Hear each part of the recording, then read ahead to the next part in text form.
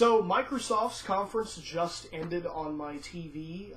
I guess now everybody can say that everything is out in the open when it comes to Sony and Microsoft. For the most part, everything is out now for people to look at. An overview of specs are now available, so we can draw comparisons. Going into this conference, sadly, Microsoft confirmed my worst fears about the new Xbox. Let me break this down for you. First off, the console itself, I think, is aesthetically pleasing. It looks fantastic.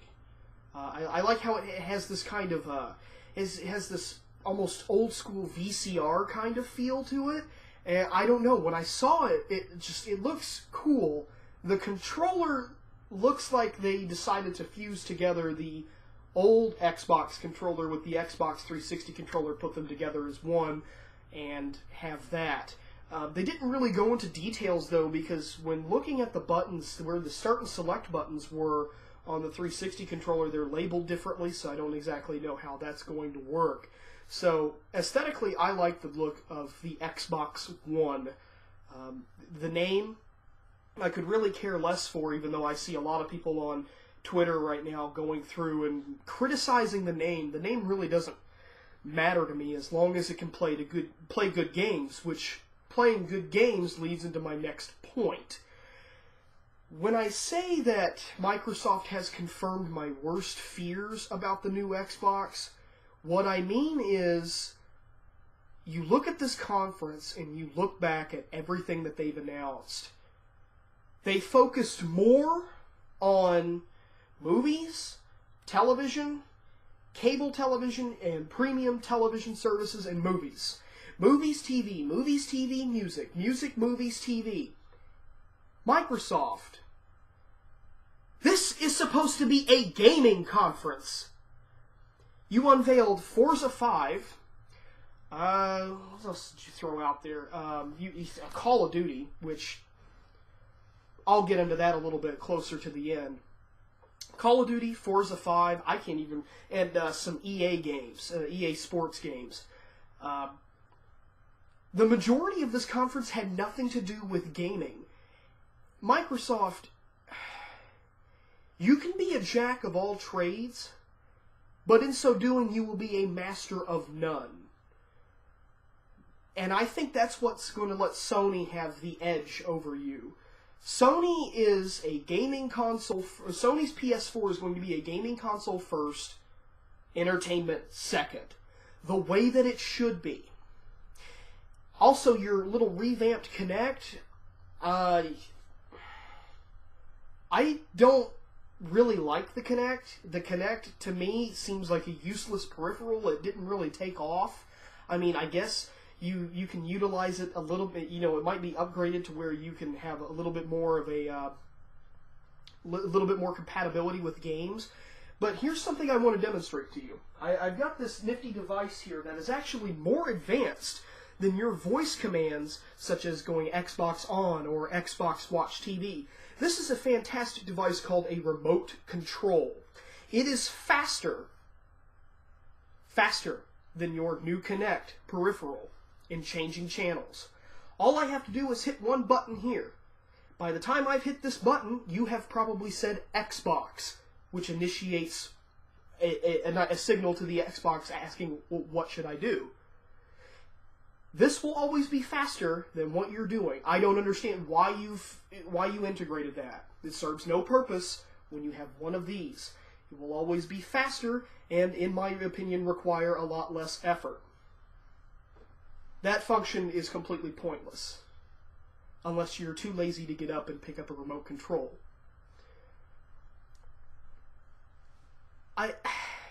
Halo. Halo is a flagship franchise for Microsoft. You didn't announce a game, instead you announced a television series which would be exclusive to the new Xbox One. Isn't Halo kind of already past its lifespan? I mean, isn't that franchise over with? I mean, I know they've done a Halo 4, they're going to be doing a 5 and 6, but do people honestly care about this franchise anymore? I mean, to me, bringing it back for a 4th installment was... when going with the story's canon was completely pointless. Making a new trilogy doesn't have... other than it being a cash grab, that's all I can think of. Halo has lived long past its lifespan, in my opinion. Forza 5 actually looked pretty good. I'll give them that. An exclusive title available at launch. Saying that, and this is what really baffles my mind, is 15 exclusives within the first year of Xbox One, 8 of them being brand new franchises. Hey, you guys remember the days in the Super Nintendo and the Sega Genesis, or the N64, or the Sony PlayStation, and how you had literally hundreds of exclusive titles in a year? You guys remember that day, the days of old where that actually happened? Yeah, I miss those days, because 15 is fucking shit compared to what we used to get when it comes to exclusive titles. You're going to have to do better than that for me to buy your console. I honestly, I'm kind of speechless with this, because an entertainment console over a gaming console, that's sad. And the worst part about this is that there are going to be people that are going to be picking this up in the millions later this year. And we're going to see more at E3, of course, which is in, I think, about 3 weeks. I don't know. It bothers me. It really does bother me that Xbox has finally gone all the way and deviated from being a gaming console to more an entertainment box. I already have a cable box in my living room. There's a cable box in another room. There's a cable box in that room. There's a cable box in here. I don't need another cable box. I don't need it. I don't want another cable box. I want a box that will play games and is 100% dedicated to playing games. I don't care about Xbox Smart Glass. I don't care about a Windows 8-like interface. I don't care. I want a box to play games. If I want to watch Netflix, I'll fire up the Netflix app in my television or in my cable box. If I want to watch live television, I'll turn on my cable box. I don't want to have to turn on my Xbox to watch this stuff. I don't care about having exclusive NFL footage and coverage and fantasy football. Again, you can do all of this from your cable box. You're out selling something that people for the most part, already have. You're wasting your damn time. You're wasting almost as much of your time as the Wii U. I mean, I used to really, really like Microsoft. Then they started pulling this shit with the 360 Slim. Once that thing came out, I saw this nice little transition from, we're going to be all about games, to, well, now I've got a Netflix, a Hulu, a TMZ app, I've got a Facebook, Twitter app, I've got Internet Explorer now, I've got Comcast, HBO Go, Crackle, Manga Network, countless other applications for TV and movies, and I don't need that. Movies, stay away from gaming consoles. But at least you guys upgraded to a Blu-ray drive. It's about damn time. I mean, you guys tried to push the whole HD DVD thing a few years back and kind of probably still biting that in the ass. I don't know. To me, it seems like Sony has really hit it with this next one. And I think that they're probably going to be the ones this time around. Of course, there's still going to be people that are going to,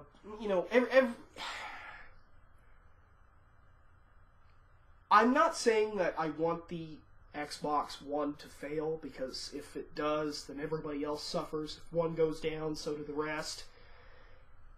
But at the same time, I'm also hoping that people do not buy this and show Microsoft that we want games instead of television and movie entertainment. that should not be the focus of a gaming console. Well, I'm sorry. It's no longer a gaming console. It's an entertainment device. So, when it comes to hardcore gaming, this is about the equivalent of Nintendo selling out with the Nintendo Wii, marketing themselves on a gimmick for the sake of casual gaming in order to make a quick buck. Well, you saw what happened with the Wii. It made a lot of money. Then the Wii U came out and they lost a lot of money because it doesn't do anything different except add a tablet in your hands to make things even more confusing. I used to really like Microsoft. I really did. Sony lost their way in the 2000s after the PS2, but now it seems with the PS4, they're probably going to be the dominating force in the next console generation. That's my prediction. Also, Call of Duty Ghosts, that engine that they keep on talking up, it still looks worse than Crysis 1. Holy shit. That game looks like it should be on the Xbox 360 or the PlayStation 3. This does not look like a next-gen title at all. I mean, they're talking about stuff that Crytek, DICE, who else? Crytek, DICE. I mean, two of the bigger first-person shooter developers have had for years. They've had it since halfway through this current console generation. They're playing this up like as if it's some big deal. It's not.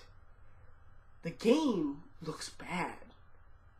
I mean, and then the man that they have from Infinity Ward, he came out there and he's acting very confident and says, we could have just made a cop-out and just done Modern Warfare 4. That's what this kind of looks like.